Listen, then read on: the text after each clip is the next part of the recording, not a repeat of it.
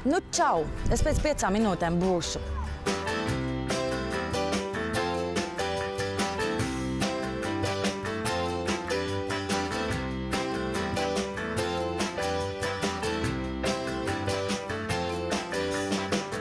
Nu, čau, draudzenīt, klausies. Tev vēl ir tā apsaistība ar kāzām?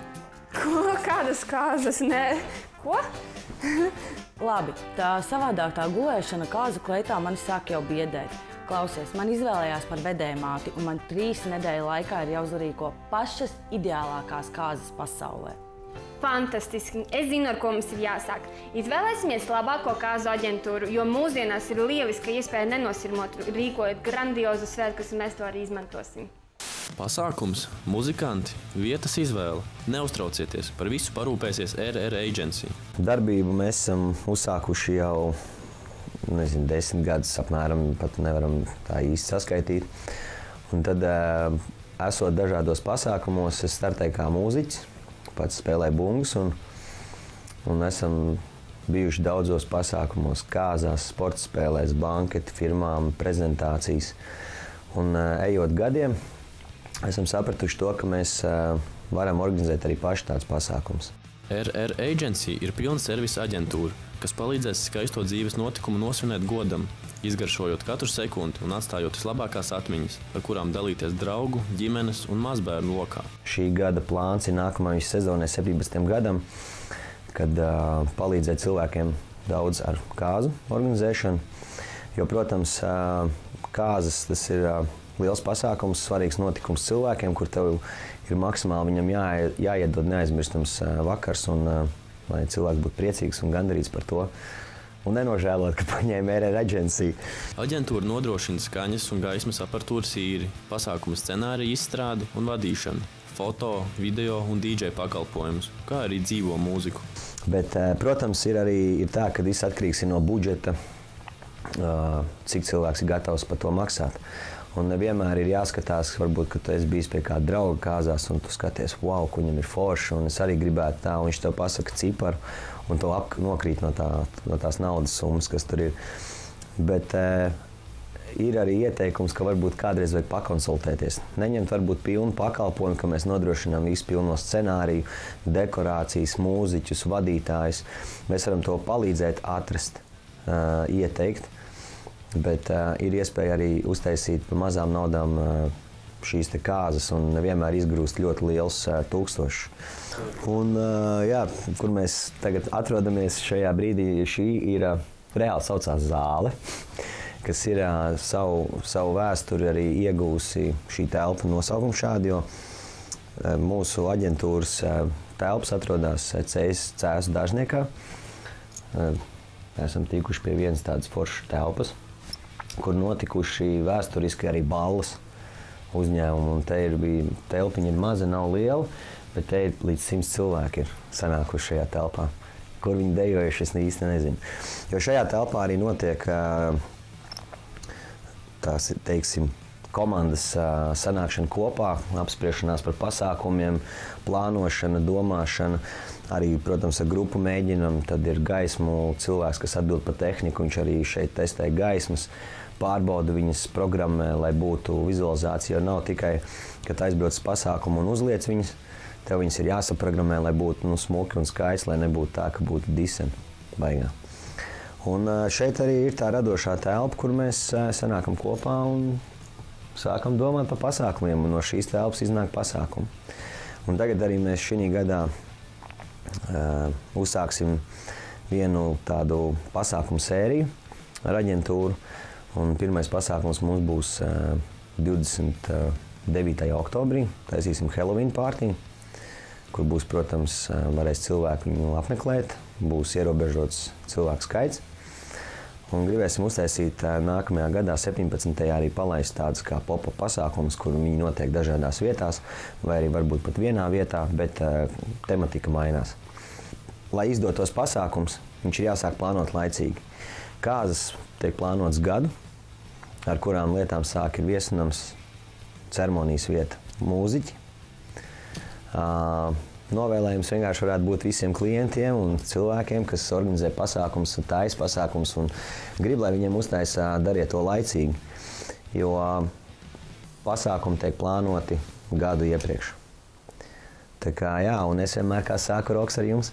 RR Agency ir pilna servisa pasākumu aģentūra, kas nodrošinās neaizmirstamu ballīti. Servis, kvalitāte un emocijas. Šī ir formula, lai pasākums izdotos, un RR Agency zina, kā to pagatavot. Un runājot par kāzu fotogrāfijām, man ir laba kamera, talants un vēlēšanās, un es tev to parādīšu.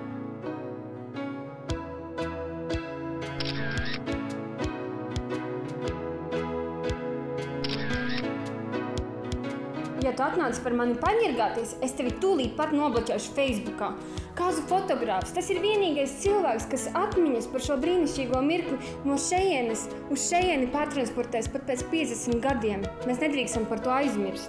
Ir skaisti brīži, kurus mēs vēlamies iemūžināt, bet nevēlamies uzticēties mūsu telefoniem vai parastajiem fotoaparātiem. Tās var būt kāzas, dzimšanas dienas vai citi svētki, bet šādus brīžus labāk uzticēt profesionāļiem. Jānis Naglis ir profesionāls kāzu fotogrāfs ar bagātīgu pieredzi.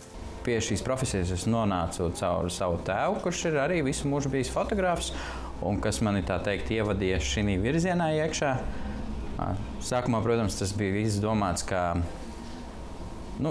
rupji sakot, tāds haltūrēšana un piepelnīšanās lieta klāt, kas ar laiku pārauga ļoti lielā aizrautībā. Un tagad ir mans maizes darbiņš, ar ko es nodarbojos ļoti sen. Tāpat arī es esmu Latvijas kāzu fotogrāfu asociācijas biedrs, kas sevi ietver apvienoti labākos šī aroda meistarus un speciālistus. Kāzu fotogrāfa profesijas specifika ir tāda, ka viņam ir jābūt diezgan meistarīgam ļoti daudz dažādos žanros, ja?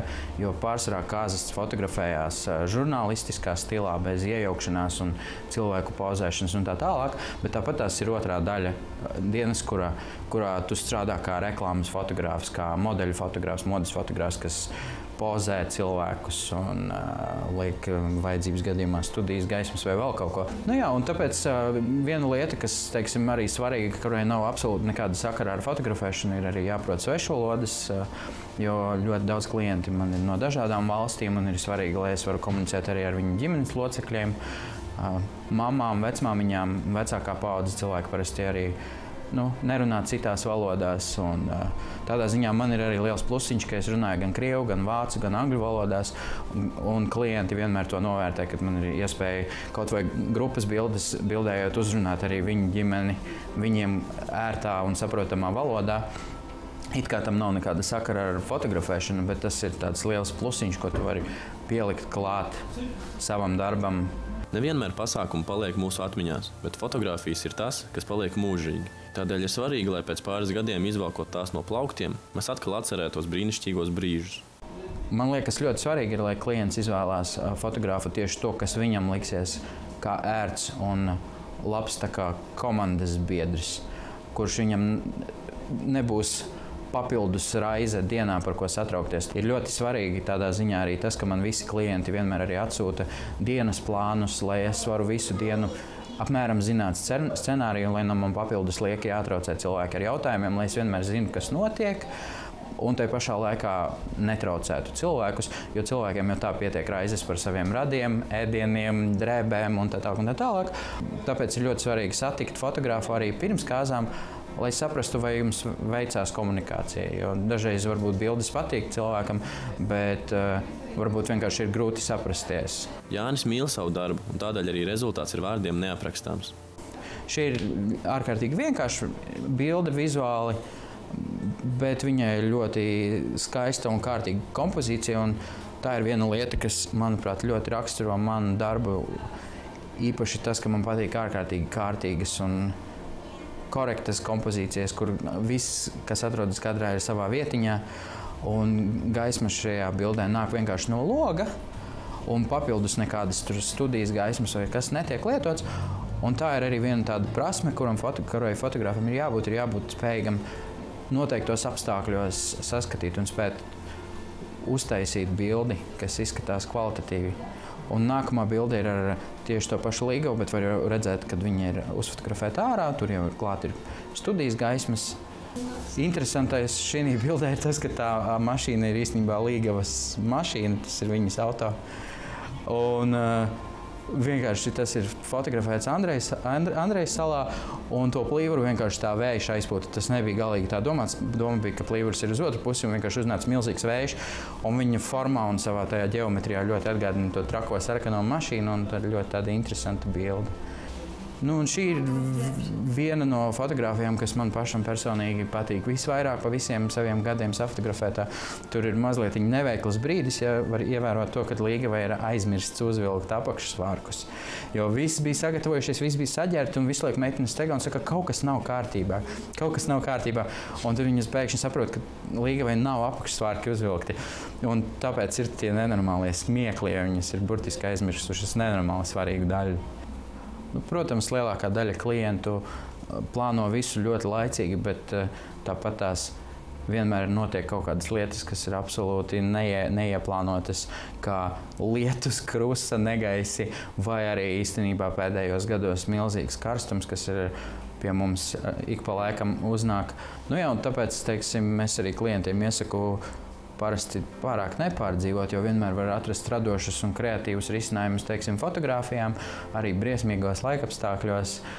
Jautājums tikai, cik pats klients ir atvērts uz dažādām trakām idejām un, protams, lai arī fotogrāfs būtu spējīgs ar šīm problēmām tikt galā. Klausies, bet šķiet dīvaini, ka puisis man draudzeni bildināja tikai tad, kad uzzināja par milzīgo mantojumu. Tipiski! Tev tas vispār neko neatgādina. Meksikāņu seriāli par to mūs jau sen brīdināja. Mums ir vajadzīgs laulību līgums. Vai jums ir nepieciešami juridiskie pakalpojumi vai arī konsultācijas? Petrov juridiski palīdzēs jebkurā situācijā nonākušajiem. Sija Petrov nodarbojas ar juridisko pakalpojumu sniegšanu. Nodarbojamies gan ar maksātnespējas lietām fizisko personu, gan arī tāpat ar juridisko personu dažādiem civiltiesiskiem strīdiem pārstāvam klientus tiesās, gan pašvaldības iestādēs, gan jebkurā iestādē, kur klientam nepieciešams. Tāpat arī administratīvie strīdi. Šie paši strīdi ar ceļu policiju, ar šīm te pašvaldībām, dažādi šie administratīvie sodi. Tāpat arī komerctiesībās, tāpat uzņēmus reģistrējam, atveram, likvidējam. Tātad plaši profili juridiskie pakalpojumi, kas klientam ir nepieciešams. Mēs gribam dzīvot izglītotā un zinošā sabiedrībā, kurā katrs iedzīvotājs zina savas tiesības. Tāpēc uzņēmums piedāvā bezmaksas juridiskās konsultācijas administratīvajās tiesībās, civiltiesībās un komerctiesībās. Reāli mēs tirgu atrodamies kopš 2000. gada. Uzņēmumi bija cits nosaukums, ja bija vairāk partneru. Šobrīd uzņēmums Petrov ir kopš 2012. gada, līdz ar to mūsu pieredze un pārstāvēšanas tiesās ir vairāk nekā 500 klientus jau esam pārstāvējuši šajā laikā tiesās. Tāpat arī daudz un dažādus klientus esam pārstāvējuši daudz un dažādās iestādēs. Tāpat arī vidēji dienā mums apmeklē apmēram 10 līdz 20 klientu. Līdz ar to spējam, mēģinam nodrošināt klientam to komfortu, kas viņam ir nepieciešams. Tad arī palīdzam viņam risināt šos strīdus, kādi viņam ir nepieciešami.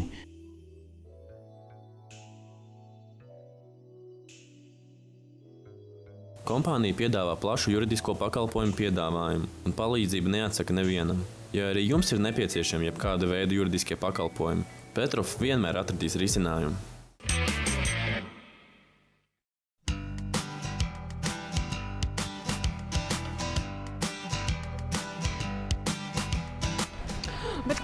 Bet kāpēc viņa pati nepiedalās savu kāzu organizēšanā? Tāpēc, kad viņa ar jauno vīru cenšas tikt pie mazuļa. Cik jauki! Tad jau mēs varam viņai sagādāt īpašu un praktisku dāvanu.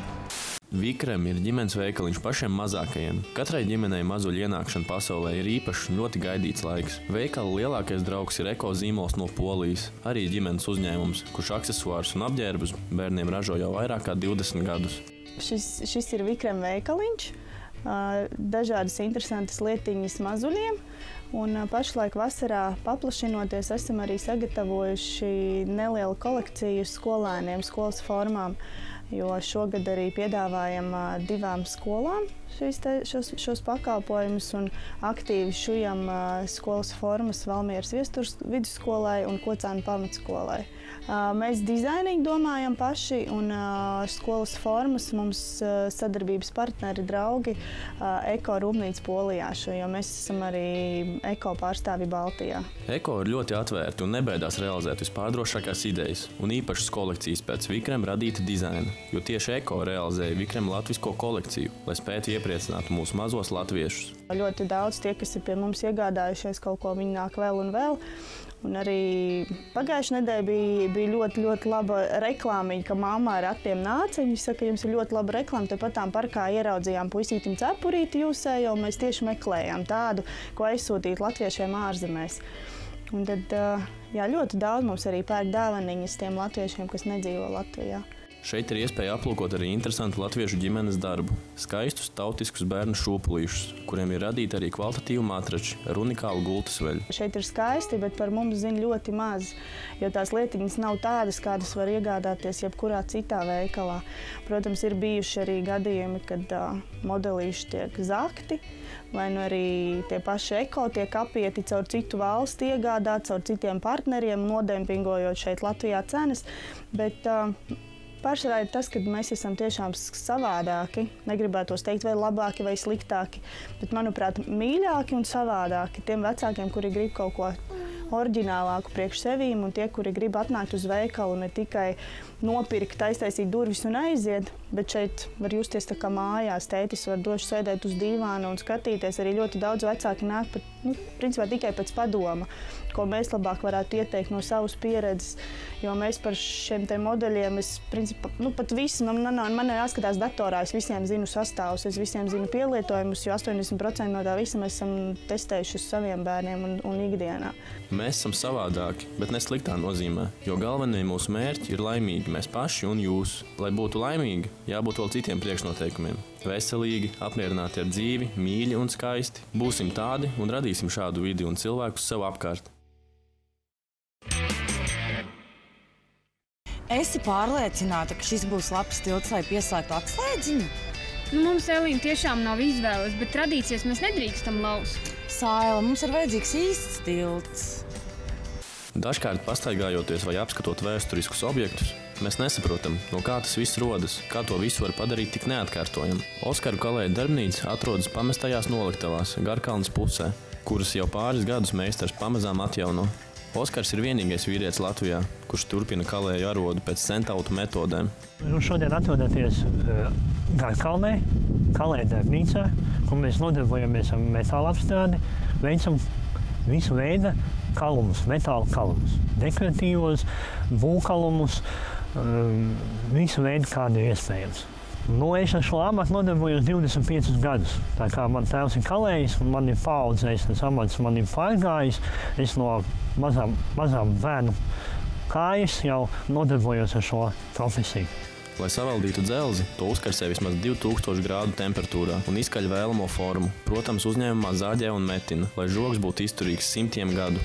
Mēs izgatavojam gan balkonu margas, gan trepju margas, gan nesošās konstrukcijas trepēm, veicam restaurācijas darbus, logu interjeru elements, visādas priekšmetus, kas dizaina elementi, kas ir restorāniem, dzīvokļiem, privātu mājām. To, ko Kalējs dara, vairāk varbūt tās arī būvniecība, varbūt tādas priekšmeti, kas ir cilvēkiem nepieciešams sadzīves uzlabošanai, tieksim tā.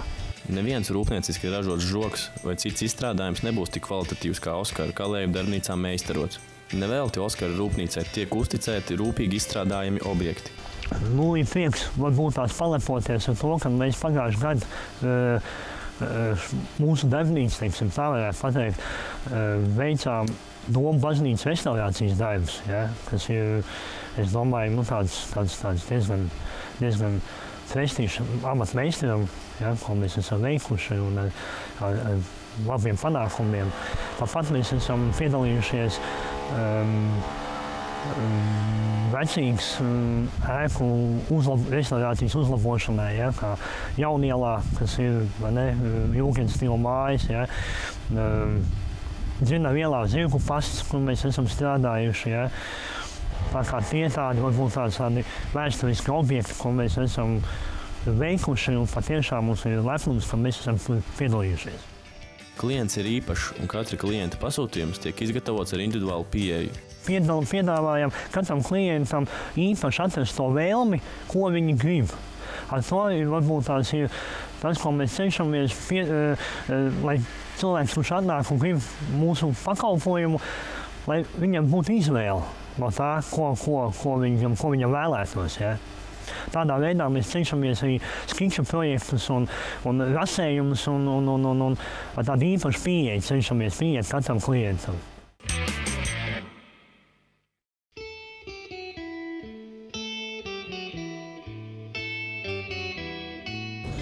Saila, es tev kā labākā draudzene to varu pateikt. Tas nav normāli, ka tu gadu no vietas guli kāzu kleitā. Elīna, es pati to ļoti labi saprotu. Vienkārši pēc tik garas, skaistas un piepildītas dienas manā dzīvē pilnībā ir pazudis līdzsvars. Nekas, mēs to labosim. Kā? Tad tu redzēsi. Bieži vien mēs sastopamies ar dažādām fiziskām problēmām, kā arī ar garīgām problēmām. Nevienmēr ārsti var palīdzēt šīs problēmas novērst, jo sākumā ārstēšanas process ir jāsāk ar prātu. Mēs atrodamies akadēmijas mītnē, Tērbatas ielā 49, Šķērsvītra 51, Rīgā. Mēs vadām divas fakultātes, tātad dziedniecības fakultāti un psihoinformacioloģijas fakultāti. Gatavojam studentus, kuri beidzot šo iestādi, viņi ir instruktori psihoinformacioloģijas jomā vai arī ir eksperti dabas dziedniecības un atveseļošanas metožu jomā. Protams, katrs no viņiem var arī kļūt par dziednieku, tādā gadījumā, ja viņiem ir 20 pozitīvas atsauksmes no pacientiem, un tad viņi jau nāk praktizēt un arī pasniegt akadēmijā varbūt praktiskās zināšanas vai arī teorētiskās prasmes. Dziedniecības fakultātē apgūst mākslu izzināt, uztvert un dziedināt cilvēka garu, dvēseli un miesu kā vienotu veselumu. Esmu Normons Rozenšteins, esmu ieguvis šeit Dziedniecības akadēmijā dziednieka certifikātu un esmu beidzis psihoinformacioloģijas fakultāti un nonācis pie apstiprinājuma, ka svarīgākais dzīvē ir mīlēt sevi un būt mīlētam. Varbūt tas skan egoistiski, bet kāda gan atšķirība no tā, kas ir populārāks teiciens, mīlu savus tuvākos kā sevi pašu. Ja es mīlu sevi par 10%, tad arī savus tuvākos mīlēšu par 10%. Ja es mīlēšu sevi par 80%, tad arī savus tuvākos es mīlēšu par 80%. Psihoinformacioloģijas fakultāte sniedz zināšanas par kosmosa likumiem un iespējam tos izmantot sevis un sabiedrības pilnveidošanā visās dzīves sfērās. Un nekāda ierobežojuma nav. Mēs uzskatām, ka cilvēki visi ir ar prasmēm, visi var būt dziednieki, kā jebkura cita profesija. Vienīgi dziednieku ir 3 veidi. Tātad pirmie ir tie, kas piedzimuši dziednieki, viņi vēl gan nezin, ka viņi tādi ir, darot kaut kādas citas labas lietas. Viņu vienkārši produkti, ko viņi ražo, viņi var palīdzēt cilvēkiem uzlabot savu veselību.